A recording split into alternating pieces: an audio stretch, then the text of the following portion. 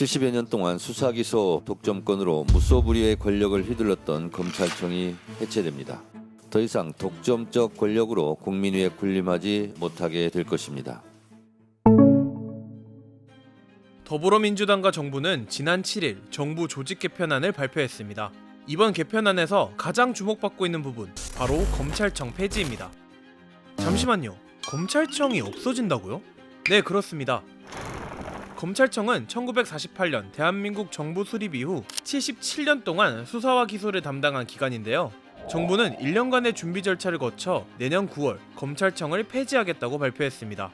검찰개혁 완성은 대통령의 핵심 공약입니다. 선택적 수사, 기소 편의주의 등은 국민 불신의 주된 원인으로 작용해 왔습니다. 선택적 수사, 기소 편의주의? 이게 다 무슨 말일까요? 사실 그동안 검찰이 맡은 정치 사건이나 권력형 범죄 수사 과정에서 공정성 논란과 권한 남용 비판이 끊이질 않았는데요. 만찬 자리에서 후배 검사들에게 돈봉투를 돌렸다가 검찰의 중립성과 공정성을 확보할 대안을 강제 수사 없이 한참이나 처분을 미루면서 검찰이 스스로 신뢰를 잃었다는 목소리가 검찰 내부에서도 나오고 있습니다.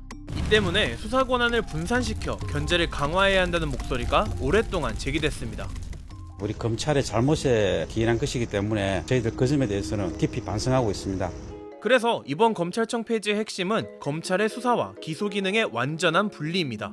법무부 산하의 공소청, 행안부 산하에는 중대범죄수사청을 신설하고요. 공소청은 기소, 영장 청구 등 기존 검찰의 기소 기능을 수행, 중수청은 부패, 경제, 공직범죄 등 중대범죄 수사를 전담합니다.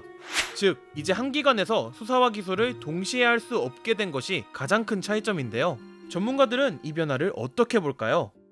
검사는 수사기관이 한 수사를 좀 더 객관적 입장에서 기소 여부를 결정하고 공소 유지를 담당하게 되겠죠. 이른바 먼지털이식 수사로 억지로 없는 죄를 만들어서 기소를 하던 그런 잘못된 관행은 사라질 것으로 보입니다. 또한 검사가 제19 감사기와 같이 봐주기 수사를 할 수도 없게 되겠죠. 일단 검찰의 수사력, 여러 가지 인력과 노하우가 그대로 증발될 가능성이 매우 높습니다. 특히 조직범죄나 마약범죄 등에 대해서는 경찰보다는 검찰의 수사력이 집중되어 있는 이런 부분이고, 상당 기간 범죄에 대한 대응 능력 자체가 많이 약화될 수밖에 없는 그런 상황이라고 봅니다. 그럼 검찰청에 있던 검사들은 어떻게 되는 건가요? 기소 업무를 계속하고 싶다면 법무부 소속 공소청 검사로 남게 되고, 수사를 원한다면 행정안전부 소속 중수청 수사관으로 전직해야 하는 건데요. 그동안에 검찰의 수사 노하우, 수사 인력 이런 것들을 활용하기 위해서 중수청 수사관으로 보내자 이런 얘기들이 있었지만, 검찰 내에서 중수청 수사관으로 가겠다는 사람은 하나도 없다. 결국 공소청 검사로 가거나 오법고 변호사하거나 둘 중에 하나일 것으로 보입니다. 중수청 가겠다는 검사가 없는 이유는 뭔가요? 세 가지가 있을 겁니다. 첫째로는 지금 이런 식으로 검찰을 핍박하고 검찰청을 없앤 마당에 내가 왜 거기에 협력해야 되느냐. 두 번째로는 지금까지 검사로서 활동했는데 검사가 아닌 수사관으로 활동한다. 이건 스스로의 지위를 격하시키는 느낌이 강할 겁니다. 그리고 이제 세 번째로는 그럴 바에야 차라리 변호사 하는 것이 사회적 지위나 경제적 수입이나 낫지. 이 세 가지가 크게 작용한다고 봅니다. 이렇게 강력한 개혁안이 나오다 보니 그만큼 반응도 크게 갈리고 있습니다. 오는 25일 정부조직법 개정안 처리는 국민이 외쳐온 정의와 민주주의를 제도 속에 새기는 역사적인 순간이 될 것입니다. 권력 앞에서는 약하고 국민 앞에서는 강했던 정치검찰의 시대를 이제 끝낼 것입니다.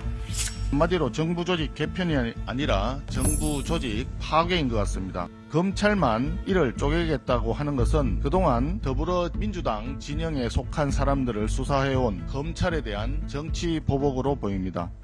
법조계 일각에서는 위헌이라는 지적도 나오고 있습니다. 헌법에서 검찰총장의 임명 방법과 검사의 영장 청구권을 규정하고 있는데, 검찰청을 폐지하거나 권한을 바꾸는 건 헌법에 어긋난다는 거죠.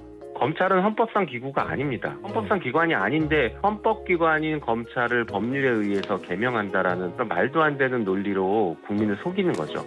또 다른 쟁점은 보안수사권 폐지 문제입니다.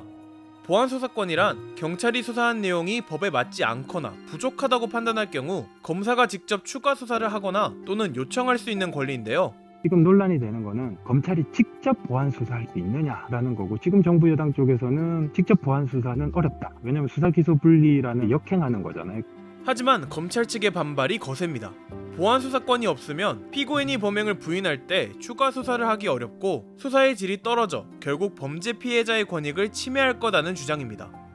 그러니까 예를 들면 공소시효가 얼마 남지 않았어요. 검찰 입장에서 보면 이거 사건을 경찰로 돌려보내서 보안 수사하는 것보다는 내가 빨리 보안 수사해가지고 기소하는 게 낫겠다라고 생각이 들 수도 있는데, 이제 그게 힘들어지는 거죠. 그래서 수차례 보안 수사를 했는데도 수사가 잘 마무리가 되지 않는 경우들, 이런 부분들에 대해서는 영향은 좀 있을 것 같습니다.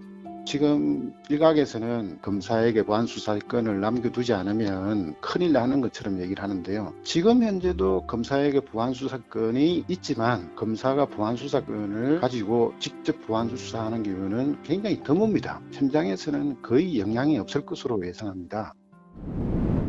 민주당은 검찰청 폐지안을 담은 정부조직법 개편안을 오는 25일 국회 본회의에서 처리하겠다는 계획인데요. 검찰개혁에 찬성하는 정당이 국회 다수 의석을 차지하고 있어서 그대로 통과될 가능성이 높습니다. 다만 세부 법률을 손보고 헌법 해석상의 문제도 풀어야 하는 등 많은 과제가 남아있는데요.